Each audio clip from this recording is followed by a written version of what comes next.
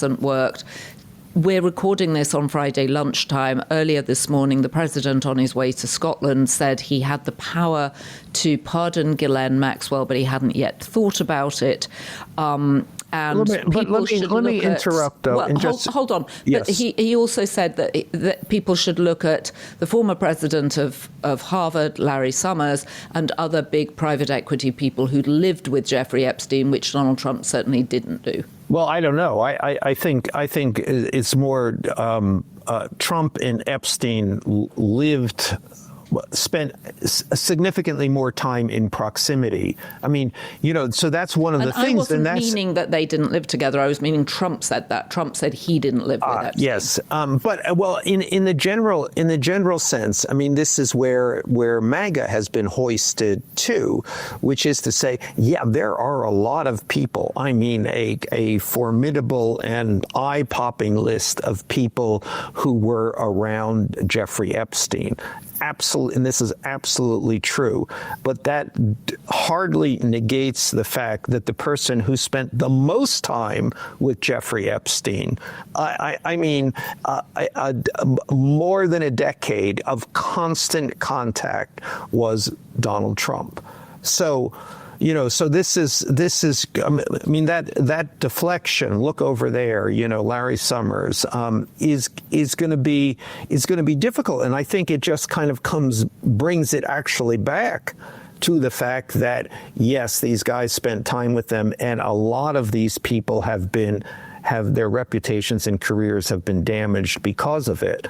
But no one has spent as much time as Trump. I was talking to someone, a White House person last night, and again, very, very worried. And it was a telling thing that they said. This person said, there's always been a kind of, fear of, Trump's, what he called Trump's bad boy years.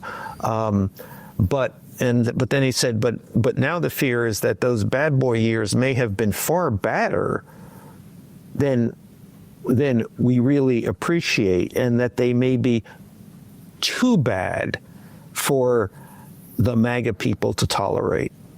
So that's absolutely fascinating. I mean, not unlike actually P. Diddy with his bad boy records. And of course, the freak-offs turned out to be much more violent than anybody expected. So I've been dying to talk to you about the birthday letter that Donald Trump apparently wrote for Jeffrey Epstein's 50th birthday, and this idea that they shared a wonderful secret. What do you think he's referring to? I think that he is referring to the girlfriend that they shared at that point in time, 92, 93. So there was a woman, and as far as I know, she's not underage, but who they literally shared, who literally went back and forth between these two guys.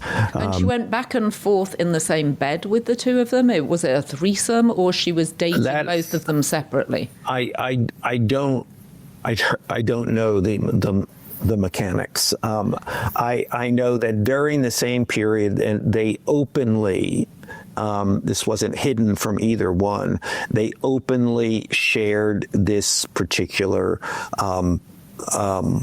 woman, that she went out with both of them at the same time, and they both understood this.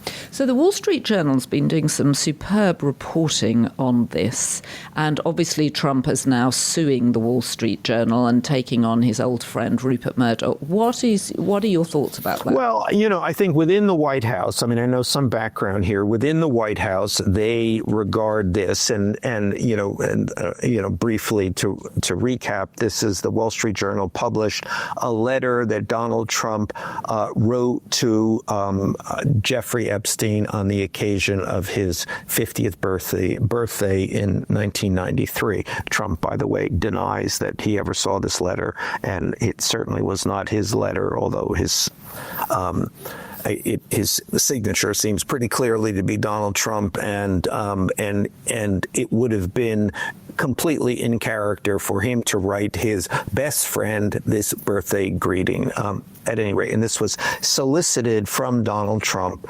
There were many others who wrote letters too, but solicited from Donald Trump by Ghislaine Maxwell. Yes, as Trump himself has pointed out, Bill Clinton also wrote a letter. The view within the White House is that this letter came to the Wall Street Journal via the Maxwell side, the Maxwell family lawyers.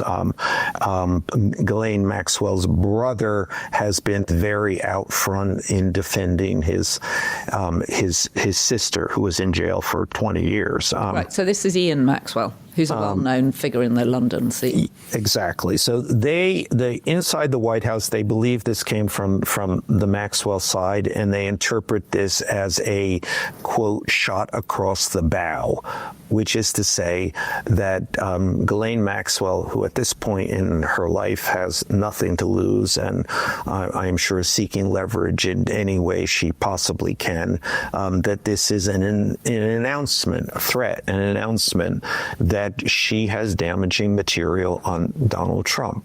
Hence, a full-scale panic. The number 2 in the Justice Department, Todd Blanche, immediately scheduled a meeting with Ghislaine Maxwell, which is totally exceptional that the number 2 in the Justice Department would schedule a meeting with a convicted felon, one convicted for no less for sexual offenses.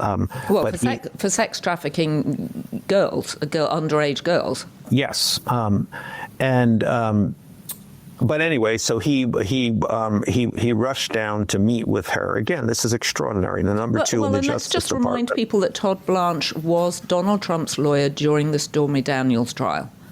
Yes, he was Donald Trump's personal lawyer. He represents Donald Trump. But Donald Trump's had lots of lawyers. It seems doubly ironic, because he's always firing them, that this would be the lawyer from the Stormy Daniels trial, which Donald Trump lost. Donald Trump's relationship with his lawyers is always a Trump subtext, and and I did a lot of reporting on this, and this is in my book, All or Nothing, the relationship he has with these, especially with these lawyers who were with him during the Stormy Daniels trial, but during all of his legal problems during the campaign. This includes Emil Bove, who's now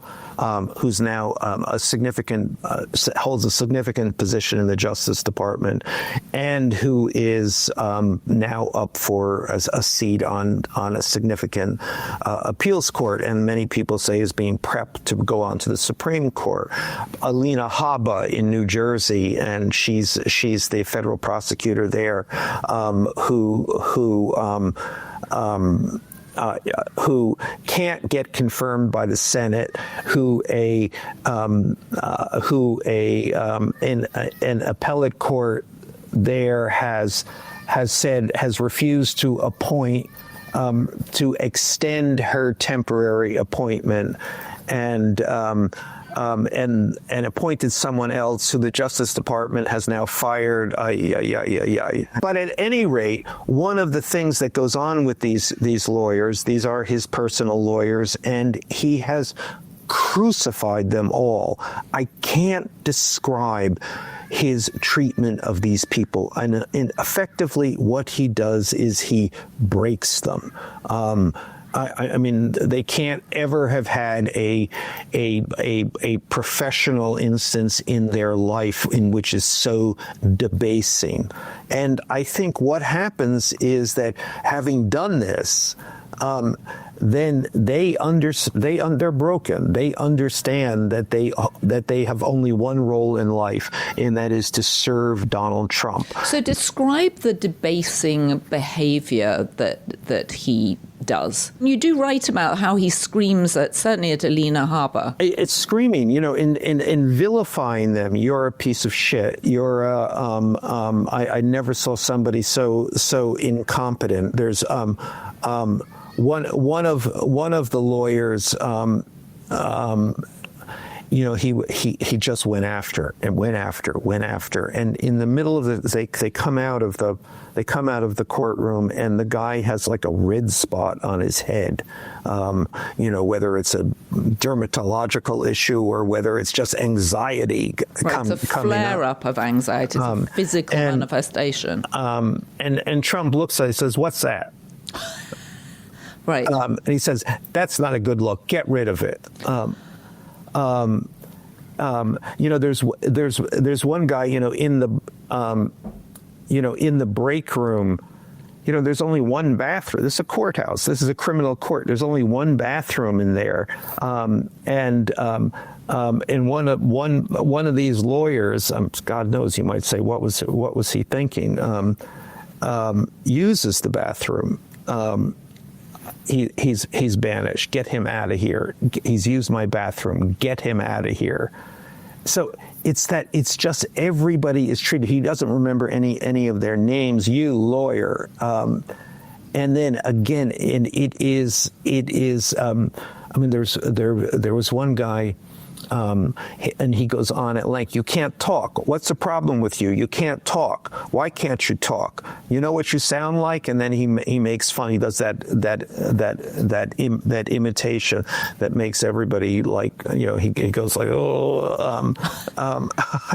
So he's a horrible person to work for. Nevertheless, if you're Todd Blanche, you can't ever have thought that you would end up as the number 2 in the Justice Department. Right. And so you understand your job is, remember, the Justice Department of the United States has always been at least in the modern era, post-Watergate, has protected its independence. Yes, we are part of the executive branch, but no, we are not under the direct control of the executive branch.